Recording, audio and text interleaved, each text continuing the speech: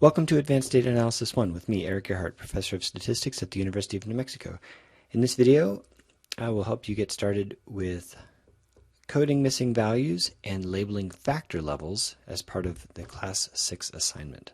So we are here at the top of the course page. We'll go down to the timetable, scroll down to Class 6, and there is no RMD file for Class 6. That means it is included in the outline file. We will go there in RStudio. Alright, so here is where we left off in the last video. Excuse me. There we go. And we're just tidying up this plot.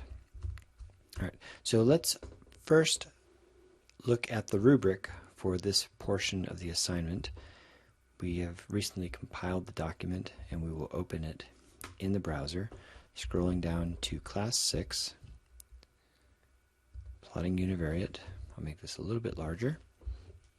There we are.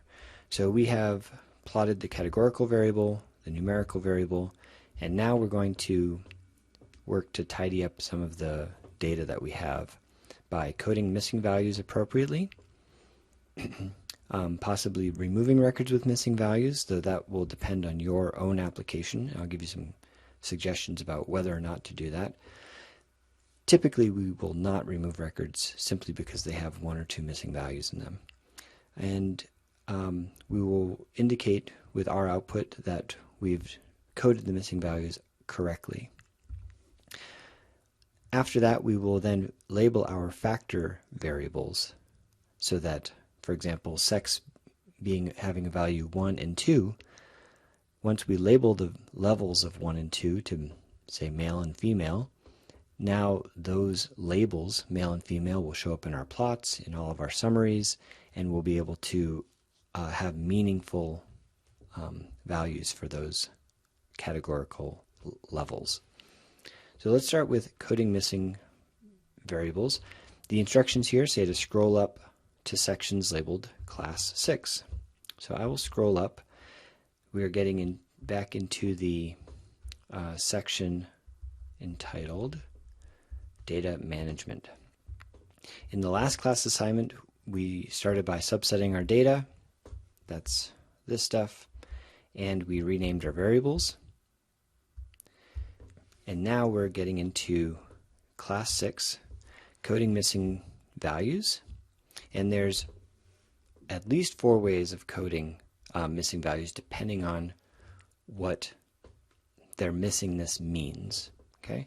And then there is a section for creating new variables. We're probably not going to do any of that as part of this assignment. And then labeling categorical variable levels. That's the second part. All right. So as usual, we will find examples of what to do in the last year's project. Let me make this a little bit larger. Oops, did I go too far? I did. Here's the red line. So here's the last year's assignment. Control click on the HTML will open that up, and I will find data management, coding missing values. In fact, let's start by just reviewing the table of contents here. Okay. So the types of missingness that we're going to concern ourselves with are, first, the most common missingness is a 9 or a 99 or some code that indicates that there was some type of non-response or that it did not apply to the person. If we look at our code book, this is why it's so good to have a personal code book, because we can refer very quickly to values. So sex doesn't have any missing values. Age doesn't have any missing values. Here is smoking status, and there are 25,000 missing values. Actually, there's 2 types of missing values. There's a 9, which is unknown, and then there's a blank, which means that the smoking status is not available, NA. Never or unknown if they've ever smoked. 100 or more cigarettes. Never or unknown if ever smoked. I'm just reading this again to understand exactly what it means. Either they never smoked, or it's unknown if they ever smoked 100 cigarettes. That's one way to understand this. The other way to understand it is that it's never or unknown if they ever smoked 100 cigarettes, meaning that they never smoked 100 cigarettes or they didn't, anyway, or that it's unknown whether they smoked 100 cigarettes. Either way, these are blanks, and they actually appear in the dataset as NA already, meaning that these are already missing values. We can confirm that for smoking status if we scroll down and look at the summary that we printed. I think we actually need to scroll to the end of here, numerical summaries. So we've got smoking status, here we go, and we have the 25,080 NAs right here, and we have 22 values that are coded a number 9. Okay, so let's scroll back up and try to distinguish what to do between these two values. Scroll back up to the code book. Smoking status. Okay, so cigarette smoking status. We've got a 1, which is that they've smoked cigarettes in the past 12 months. Okay, so that is that they were previous smokers, or rather almost like current smokers, right, in the last 12 months. 2 is that they've smoked prior to the last 12 months. So they're not currently smoking, but they smoked previous. So that's like a previous smoker. And 9 is someone who responded that they didn't know whether they had smoked either in the last 12 months or before the last 12 months. So what do you do with that person? How do you code them? Is that sort of equivalent to this NA of whether or not they've ever smoked 100 or more cigarettes? My guess, so I haven't gone back to the original code book to look at this, but it's probably worth doing if this was your case. There's probably a question, either this one or a previous question, about that smoking is defined that you have smoked at least 100 cigarettes in your life, right? So someone like me who hung out with kids who smoked when I was a teenager and I tried a couple cigarettes, I don't qualify as someone who was ever a smoker. And so I would have to say I would be one of these blanks that I'm a never. Okay, but these unknowns, what do we do with that? So my thinking for this particular case is that this should be an unknown. So we should treat these 9s the same way that we treat these blanks. But that's a judgment call based on the context. If we knew more, we might make another decision and maybe make a third category here. Okay, like for example, well, this is all about cigarettes. I was going to make an analogy to smoking cigars or something. Okay, so I would choose in this case to code these as these 9s as an NA. And then we basically have just 2 categories, 1s and 2s, that your current smoker or a previous smoker, and then the rest of people are people who have never smoked or were never considered smokers. So that is one scenario. Let's scroll down and think about a few other scenarios. There's no 9s or NAs for tobacco dependence. For smoking frequency, we've got these different levels. Here's a 9 for unknown. Okay, so what's the usual frequency? 102 people said they didn't know what their usual frequency was. And then the same number, 25,080, are the people who never smoked. So what should we do with these smoking frequencies that are unknown? These are smokers, but they don't know their frequencies. So again, this is tough to know. One thing you could do is you could set it to never, but that may not be quite the right answer, because these are people who are smoking. So then you've got to make a judgment call. Another option is just to group them with the dominant category. Almost everyone is an everyday smoker if they smoke. And so you could just set these 102 people and clump them into everyday. However, another option is that if these people are answering unknown, maybe they're not smoking very often. And so maybe they belong in this last category of once a month or less. So for your data, you need to make a choice, and you might just write a sentence to justify the choice that you made. From my point of view, it is not important which choice you make, as long as you give a legitimate reason for why that choice makes sense. Okay? I could see all three of those cases make sense here. Just coding it as an NA for never, coding it as a 1 because it's the most frequent, or coding it as the least frequent because they don't know what their smoking frequency is. Okay? But I would treat all 102 observations here in the same way, because you probably don't have information just using this variable alone about what their smoking frequency should be. Okay? Later in your careers, I will let you know there's something called multiple imputation.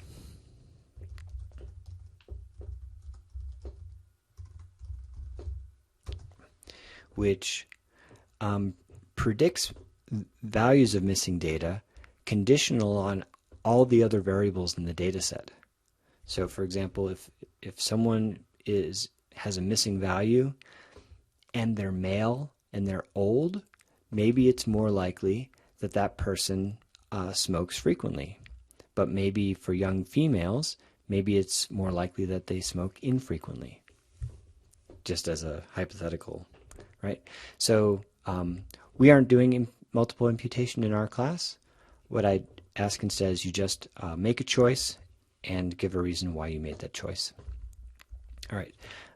Daily cigarettes smoked. Okay, so there's lots of other options. All right, let's go over to my example from the previous semester. This is the this HTML here.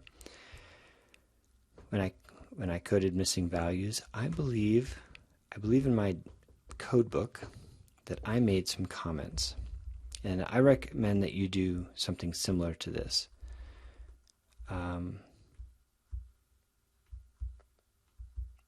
Okay, here's an example. So height in feet. There were 730 people who didn't know their height in feet, or how many feet they were tall. Similarly, there were slightly more people who didn't know the number of inches that would be added to that number of feet. Okay? And I made a note here that I would change the 99 to NA. That we don't know their height in feet, we don't know their height in inches. Let's just treat their heights as being missing. Okay? That is a fine decision. Another decision might be to calculate the average height of people and just set the unknowns equal to the average height. That's a good choice too. So what I'll ask for in this assignment is that you make a comment in your code book, because that's the place where that's the first place you'd look to see what the missing values are, and then you can have your decision about how you're treating them right there at the same place. Put your decision and put a comma and say why. All right, so let's go over to, yeah, I've got those in my current code book as well. All right, so we are going to make some choices now and put those into action. Whew, I feel especially rambly. I apologize. Let's go make some decisions. All right, so I'm going to, in the previous homework example, I'm going to go up to the top and then go down to coding missing values. And I say that for coding missing values, there's two steps. The first step is to recode any existing NAs to actual values if necessary. The method for doing this differs for numeric and categorical variables. And then the second step is to recode any coded missing values, such as 9 or 99, to actual NAs. All right, so some NAs are meaningful missing.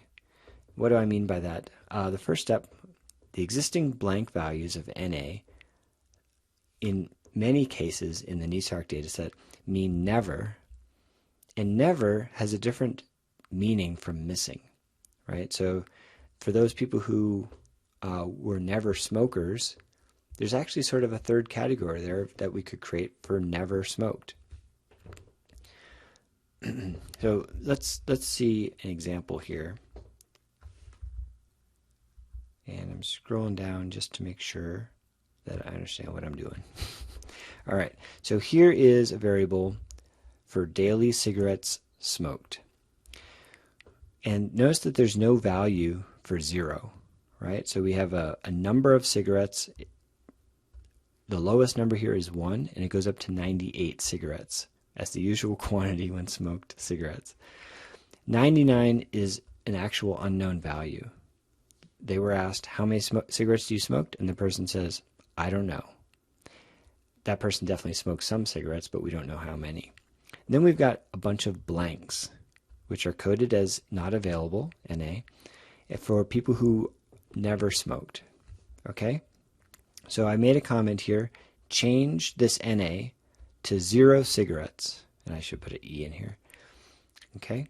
And so I'm first going to code all these NAs to be equal to 0, because that is the usual quantity of cigarettes, equal to 0. So there'll be 25,000 zeros, and then we're going to code the NAs, or excuse me, code the 99s as being NA.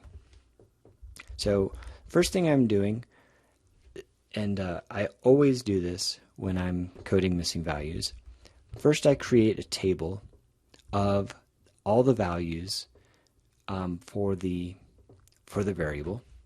Then I implement the code that replaces the missing value or codes the missing value, and then I run the table again so I can compare before and after what changed. And in this case, I've got the first frequency is 1, and it goes down. And after I've done the replacement, now I've got a value of 0, and there's 25,000 of those. So I have correctly replaced the NAs with a 0. How was that done? So here is the NESARC subset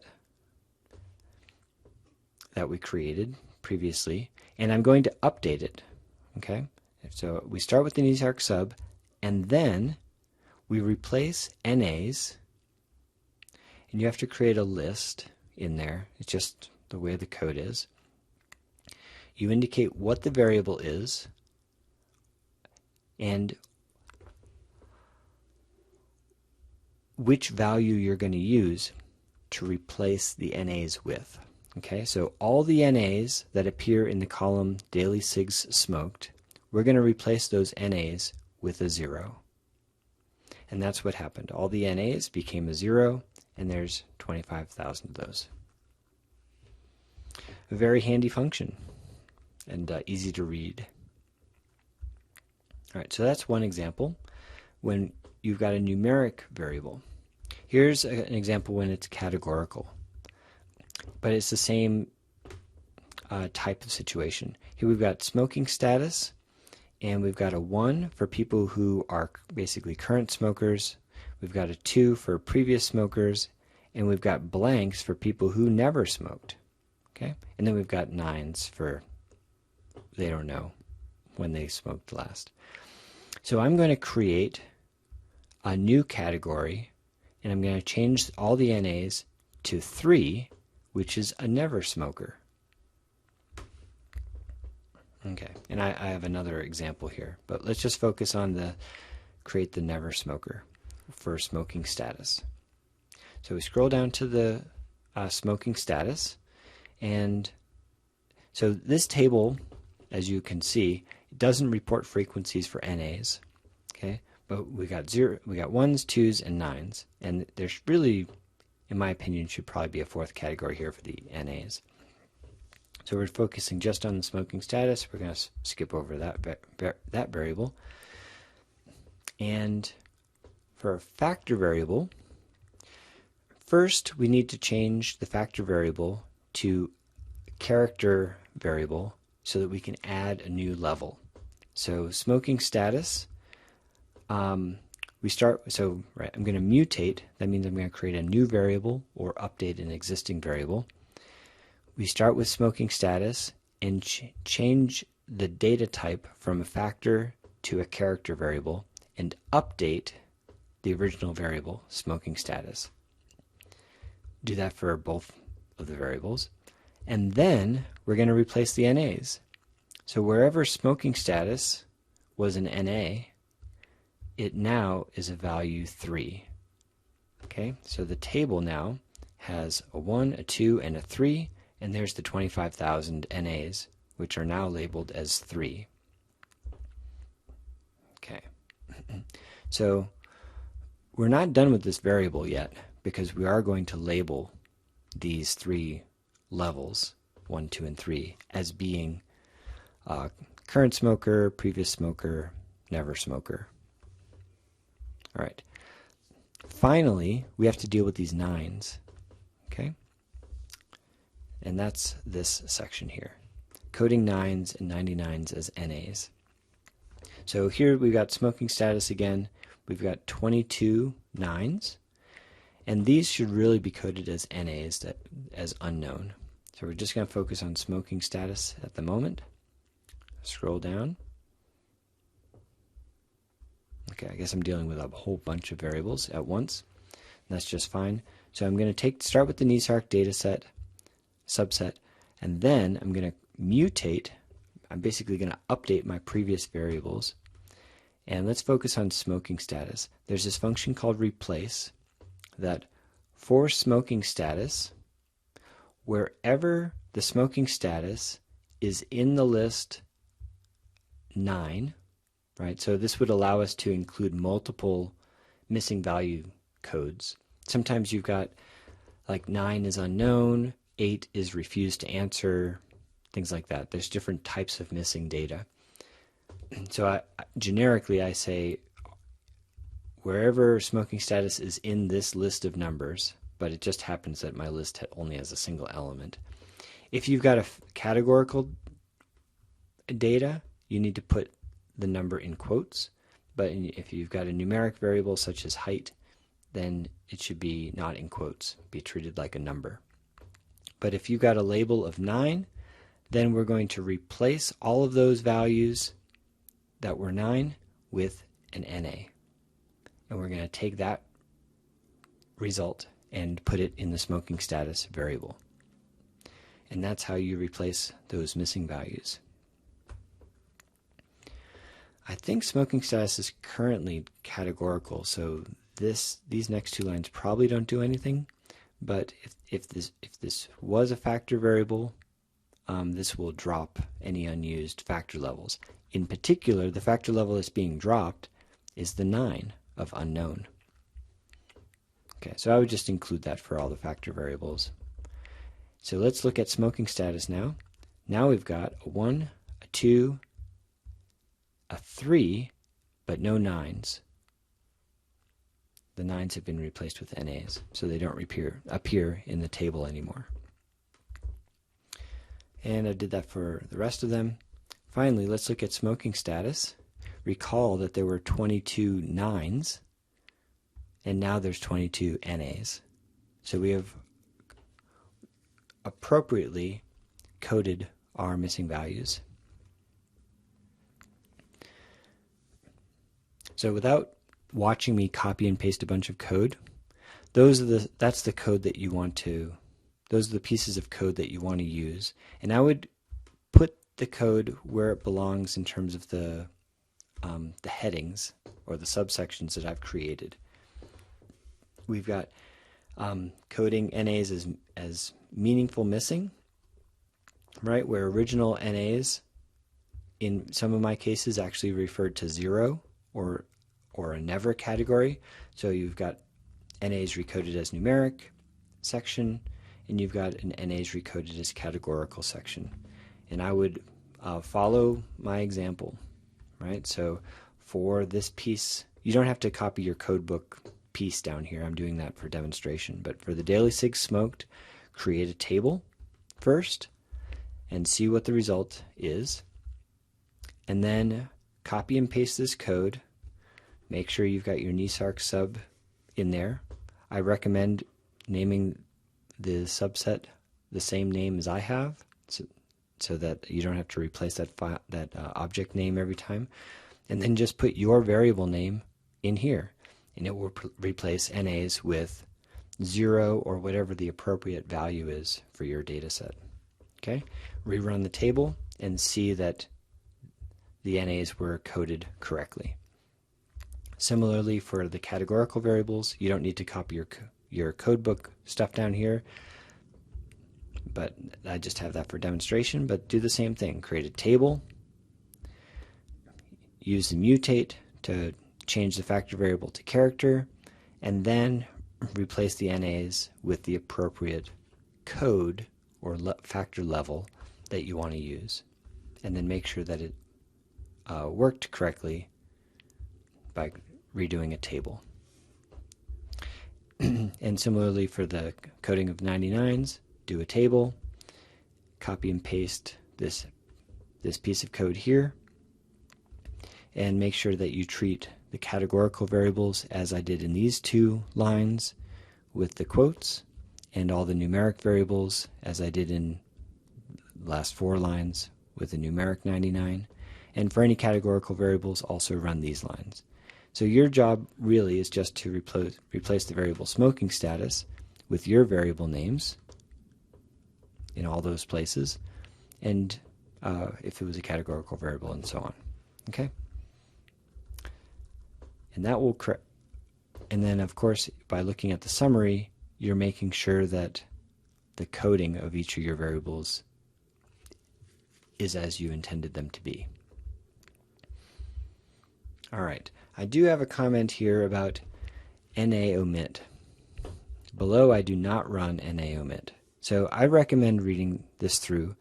The main comment here I will make is that NA omit is a function that if you wanted to remove any record that has at least one missing value, that means you've got a row, an observation for a person, and they have a missing value in any column, it will remove the entire record. And for us, there's no really good reason to do this. There may be times in your career in using statistics that this is a sensible thing to do, such as if you're doing a bunch of model comparisons. This is something you must do in order for model comparisons to be legitimate, but we're not going to do that. Okay, so the line was here, but you can see that it's commented out. Okay. Creating new variables, I'm going to skip over that for now.